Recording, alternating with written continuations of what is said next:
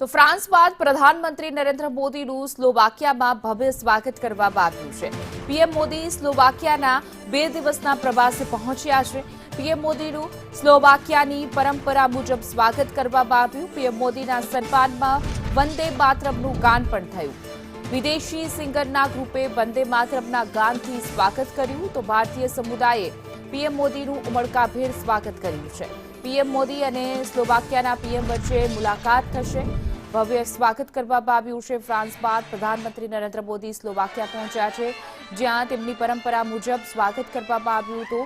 આ સાથે જ વંદે માતરમ ગીત પણ વગાડવામાં આવ્યું હતું અને આ 2 દિવસના પ્રવાસ પર પહોંચ્યા છે. ત્યાં સ્લોવાકિયાના પીએમ વચ્ચે પણ મુલાકાત કરશે પ્રધાનમંત્રી નરેન્દ્ર મોદી, જેને લઈને સૌ કોઈની નજર રહેશે.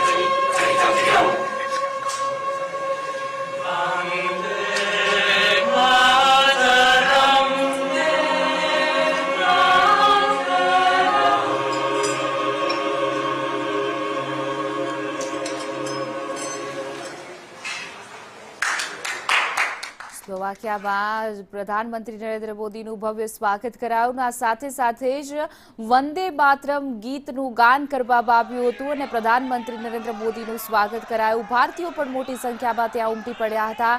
જોઈ શકાય છે કે ત્યાંની પરંપરા મુજબ જે સાંસ્કૃતિક કાર્યક્રમ યોજાયો હતો, સાથે જ વંદે માતરમ જે ગાન છે એનું પણ રટણ કરવામાં આવ્યું હતું. આ ગાન સાથે પ્રધાનમંત્રી નરેન્દ્ર મોદીનું ભવ્ય સ્વાગત કરવામાં આવ્યું છે. સ્લોવાકિયાના 2 દિવસના પ્રવાસે પ્રધાનમંત્રી નરેન્દ્ર મોદી પહોંચ્યા છે.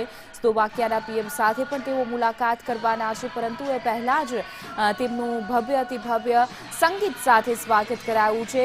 અને આ વંદે માતરમ જે ગીત છે ત્યાં સ્લોવાકિયાના સંગીતકારોએ ગાયું હતું અને વાતાવરણ જે છે તે એકદમ સુમધુર બની ગયું હતું.